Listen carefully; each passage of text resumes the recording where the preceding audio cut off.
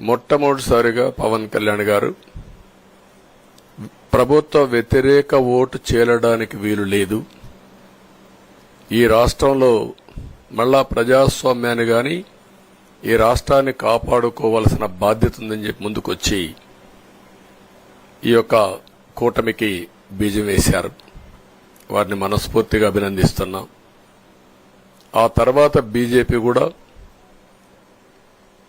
ఈ కూటమిలో భాగస్వాములయ్యి ముగ్గురం కూడా మీరు ఒక్కసారి ఆలోచిస్తే ఒకరు ఎక్కువ ఒకరు తక్కువ కాకుండా ముగ్గురం కలిసి పనిచేశాం. బేషిజాలు ఎక్కడా లేకుండా మేము ఏదైతే చెప్పామో ప్రజలు గెలవాలి, రాష్ట్రం నిలబడాలి, దీనికోసం పై స్థాయి నుంచి ఢిల్లీ నుంచి వచ్చినటువంటి బీజేపీ నాయకులు గాని, ప్రధానమంత్రి అమిత్ షా గారు గాని, ఇక్కడుండే పవన్ కళ్యాణ్ గాని, తెలుగుదేశం పార్టీ కేంద్ర నాయకత్వం నుంచి కింది వరకు అందరం కూడా ఒక ట్రూ స్పిరిట్ తో పనిచేశాం. 175 అసెంబ్లీలు, 25 అసెంబ్లీలు అన్ని పార్టీలకు సంబంధించిన సీట్లుగా ఎన్డీఏలో భాగస్వాములుగా ఒక బాధ్యతతో ముందుకు పోయాం. అందుకే ఈ అనూహ్యమైనటువంటి విజయాన్ని సాధించగలిగాం. ఇక్కడి నుంచి బాధ్యత ఉంటుంది. ఆ బాధ్యతని ఏ విధంగా చేయాలనో అవన్నిటి కూడా ప్రణాళికలు తయారు చేసుకుంటాం. అంటే ఈ 5 సంవత్సరాలు జరిగిన విధ్వంసం మీరు ఒకసారి చూసిన తర్వాత ఇది ఒక 30 సంవత్సరాలకు ఎంత డ్యామేజ్ చేయాలనో అంత డ్యామేజ్ జరిగింది. వ్యవస్థలు విధ్వంసమయ్యాయి. మొత్తం ఎకానమీ కుప్పగూలిపోయింది. అప్పులైతే ఎంత చేశారో ఇంకా లోతు పోతే తప్ప మనకు తెలియదు. ఎక్కడెక్కడ చేశారో ఏమేం చేశారో తెలియదు. ఇంకొక పక్క ఎక్కడికక్కడ సహజ సంపద, ఒక శాండ్ కావచ్చు, మినరల్ వెల్త్ కావచ్చు, లేకపోతే ఏదంటే అది ఇంకా మాకు అడ్డే లేదు, ఏమైనా చేయగలుగుతాం, ఎవరైనా అడ్డొస్తే తొలగించుకుంటా పోతామనే ధీమాతో ముందుకు పోయారు. కొంతమంది భయపడి రాలేకపోయారు, ఎదిరించలేకపోయారు. నా కళ్ల ముందర ఒక రైతు చూస్తే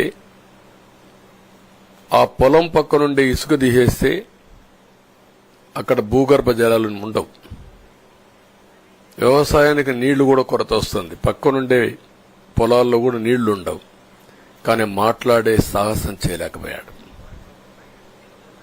ఆయన కళ్ల ముందర ఆయన పొలంలో మట్టి తీసుకుపోతా ఉంటే ఎదిరించలేని నిస్సహాయ స్థితికి వచ్చాడు. మా వాళ్లు పోతే హౌస్ అరెస్టులు చేశారు. ఇవన్నీ చెప్పుకుంటూ పోతే ఒకటి కాదు, చాలా జరిగాయి. అవన్నీ కూడా ఏ విధంగా చేయాలనో చేస్తూనే మళ్లీ వ్యవస్థలన్నీ కూడా పునరుద్ధరించాల్సిన బాధ్యత ఉంది. అదే మరిగా మాకు ఒక 4-5 రోజులు ఇవన్నీ చూసిన తర్వాత డెప్త్కి పోయిన తర్వాత మీరు పేపర్లో రాసినట్టు గాని మేము మాట్లాడినట్టు గాని ఒక లెవెల్లో ఆగిపోయినాయని నా ఉద్దేశం. ఎందుకంటే నేను రాజకీయాలు 40 ఏళ్లు చూశాను. ప్రభుత్వాలను మేము అధికారం ఉన్నప్పుడు చూశాను, బాగు చేసి మళ్ళా అపోజిషన్కి వస్తానే వీళ్ళు నాశనం చేస్తే మళ్లీ నేను అధికారంలోకి వస్తానే దాన్ని బాగు చేయాలంటే ఎన్ని కష్టాలు ఉన్నాయో నేను చూశాను. ఒకప్పుడు పవర్ సెక్టర్ మీరు చూస్తే కరెంట్ ఎప్పుడు వస్తుందో ఎప్పుడు పోతుందో తెలియని పరిస్థితి నుంచి హైదరాబాద్ లో విద్యుత్ సౌధ దగ్గర రాఘవరెడ్డి ఉండేవాడు, కమ్యూనిస్ట్ లీడర్. నల్గొండ నుంచి రైతులను తీసుకొచ్చి సమ్మర్ వస్తే అసెంబ్లీ ఏప్రిల్లో ఉంటే గొడవలు సగం టైం మేము కరెంటు కొరత పైనే చర్చించేవాళ్ళం. That were the days.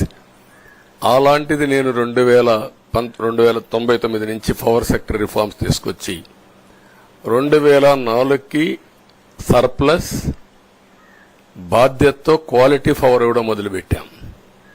2014కు మళ్లీ 22 మిలియన్ యూనిట్లు ఆంధ్రప్రదేశ్లో కొరత కరెంటు. వ్యవస్థలన్నీ నిర్వీర్యం అయిపోయినాయి.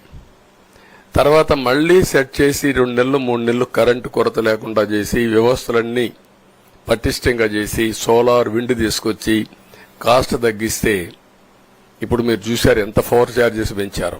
9 సార్లు పెంచారు. ఎందుకు పెంచారో నోబడీ నోస్. దానికి రీజనే లేదు. ఇప్పుడు ఎక్కడుందో దాన్ని ఎత్తుక్కుంటే ఎంత లోతు పోయిందో కూడా తెలియదు. దాన్ని ఏ విధంగా రిపేర్ చేయాలి, ఎంత డబ్బులు తెచ్చారు, ఏ పేరుతో తెచ్చారు, అవన్నీ ఒక వ్యవస్థను కాదు, సంబంధం లేని వ్యవస్థతో డబ్బులు తీసుకొచ్చి సంబంధం లేని డిపార్ట్మెంట్కి ఇచ్చారు. ఇలాంటి చాలా ఉన్నాయి.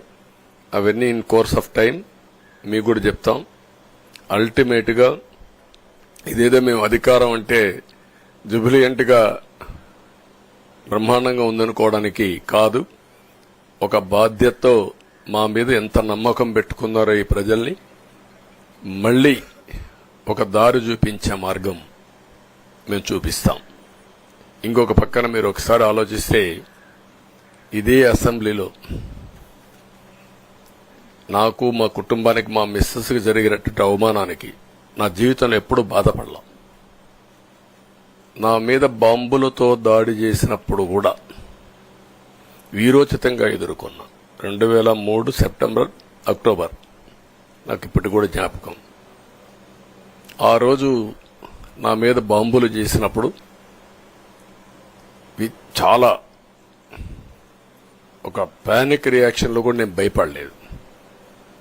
అలాంటి వ్యక్తిని మీరు చూస్తే అది ఆ సంఘటన చూసిన తర్వాత ఇలాంటి కౌరవ సభలో ఉండడం కరెక్ట్ కాదని అసెంబ్లీలో చెప్పి దానికి కూడా మైక్ ఇవ్వకపోతే చెప్పేసి బయటొచ్చి ప్రెస్ కాన్ఫరెన్స్ చెప్పి అనౌన్స్ చేశాను. మళ్లీ క్షేత్రస్థాయిలో గెలిచి అసెంబ్లీని గౌరవ సభ చేసి అసెంబ్లీకి ఎంటర్ అవుతానని చెప్పాను. నేను ఏదైతే ఆ రోజు ఒక ప్రతిజ్ఞ చేశాను దాన్ని నిజం చేయడానికి ప్రజలు సహకరించారు.